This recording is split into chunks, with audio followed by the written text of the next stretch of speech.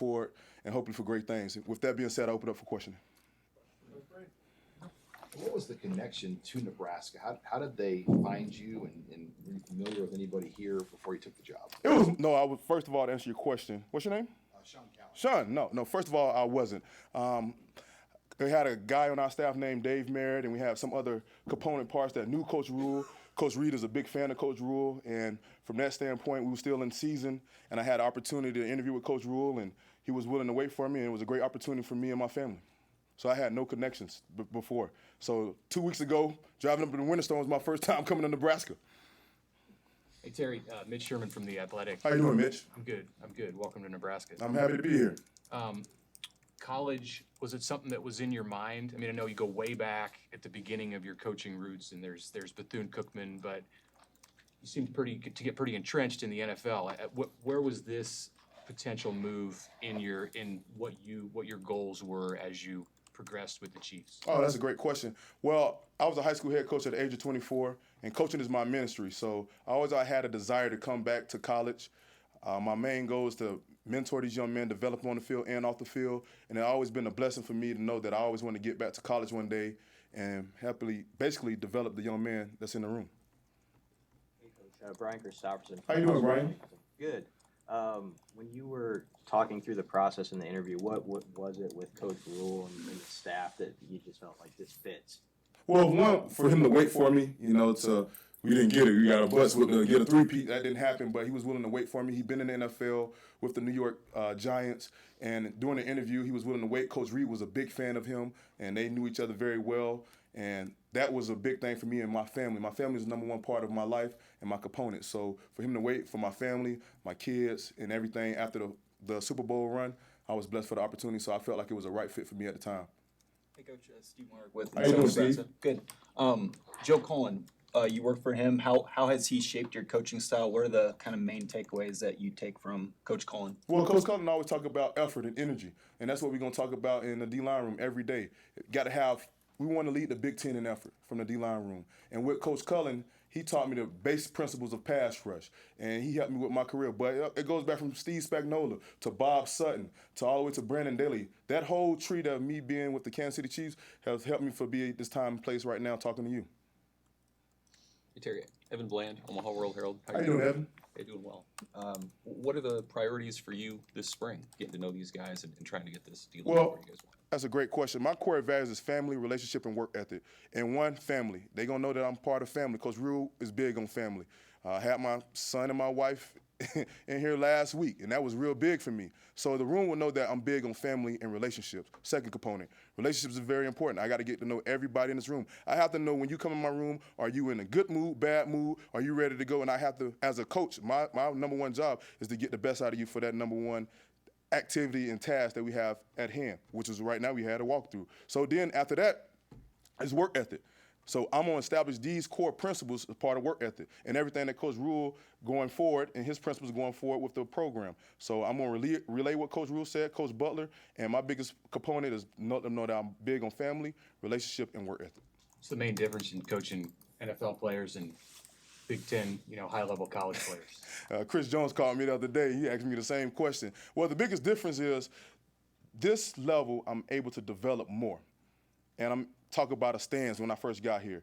Get off the ball, hand placement. When you get a guy that's been in the league for 6 years, they already have those components in their play. So I think that's the bigger difference of development and really the relationship part, being a father figure to him, sometimes in the NFL, and it happens too in college, but you have a guy for 6 weeks, 4 weeks, and they're gone in the free agency world. So that's really big. I think the biggest difference is true development, which I'm all about.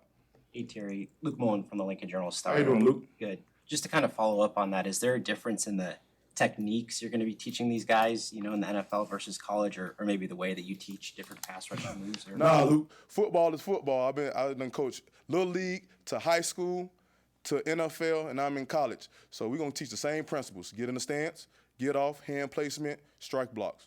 So fundamentals is fundamentals. We can't get bored with them.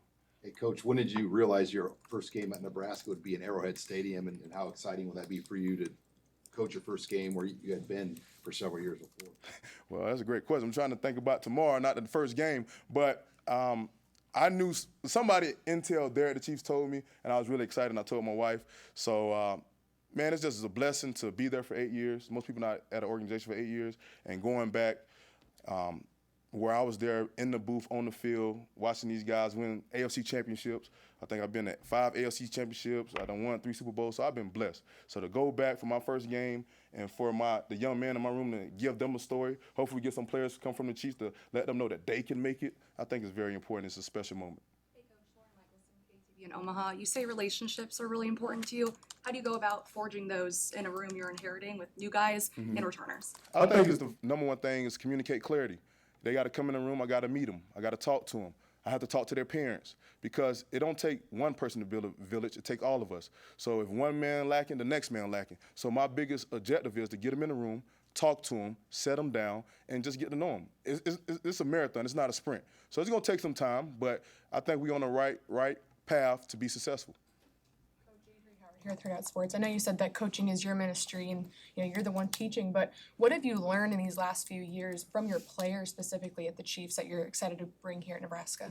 I think that you have to listen to players. I learned a lot from Chris Jones, George Kalafis about pass rush because they out there doing it. And I think being at the Chiefs, coming off the field, talking to George Kalafis, I remember like it's yesterday, he got us 3 sacks in one game. And I was just so happy it felt like I was playing. So that's the really big thing that I learned about being at the Chiefs. Sometimes you got to listen to your players more and not just talk about X's and O's. It's all about people. Matt McMaster, 1620 The Zone. Say your name one time, I'm sorry. Matt McMaster. How you doing, Matt? I'm doing great, Coach. So, the cliche is learning how to win, right? You got to learn how to win. You're coming from a modern NFL dynasty. What are some of the things, the nuances, the little details about winning that you picked up from the Chiefs that you hope to relay into your room and just the program in general? That's a great question. 8 years ago, I was sitting at the Pro Bowl, didn't know nobody. And I had an awesome opportunity to talk to Emmett Thomas, Hall of Famer for the Chiefs. And him and Coach Reed taught me this business is all about people. You can put up cover 2, you can talk about pass rush, but you got to have good people around you to be successful. And I think being at the Chiefs is what I really learned about a successful organization. It's all about people at the end of the day. I hope I answered your question. No, that was perfect. Terry, short time here, of course, just getting to know these guys. Are you able to recognize and identify any leaders in your room in this early stage? That's an early stage, and I'm going to answer that question as we progress through spring. But like Elijah Judy has been here the longest, Van Pop has been here the longest, Cam, they all had experience playing. But so that group right there, those 3 has shown just playing performance on the field, just the amount of reps. But as we go more, we understand who will be the vocal point, who will be the leader in the room moving forward. So I'll wait to answer that question as the spring go. Hey, Coach. Andy Ketterson, Corn Nation. Hi, Andy. Hey, how you doing? Good. When did you first know that coaching was in your blood and it's what you wanted your future to be about? Oh, that's a great question. I graduated from Tuskegee University, and I thought I wanted to be a U.S. Marshal.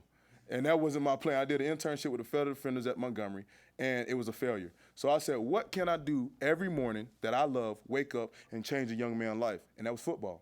I get to coach a game that I played all my life, and also got to inspire and change a young man on the field and off the field. And that's when I knew when I was in college at Tuskegee University, my last year, had the opportunity to go to the AFCA convention, And I became in a 30 for 30, became a high school head coach. And when I was a high school head coach, it gave me more a validation like this is what I need to do. When I was telling them I was going to be a GA at Bethune-Cookman, they all start crying. And I was like, this is my purpose. This is my destiny. And this is what I want to do. And I've been chasing it all my life. And I'm grateful for this moment now at Nebraska.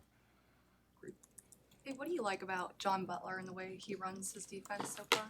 Well, we're still early stage putting the defense together, but I like how Coach Butler is very detailed. He's talking about fundamentals. He's talking about communication clarity. I think he does a great job. Coach Snow, everybody in the room from Addison Williams to Phil Simpson, from Ira, everybody in the room just communicate clarity and organization and detail and just talking about fundamentals. So I think Coach Butler does a great job talking about fundamentals, technique, sound, and just the basics, which I think is very important.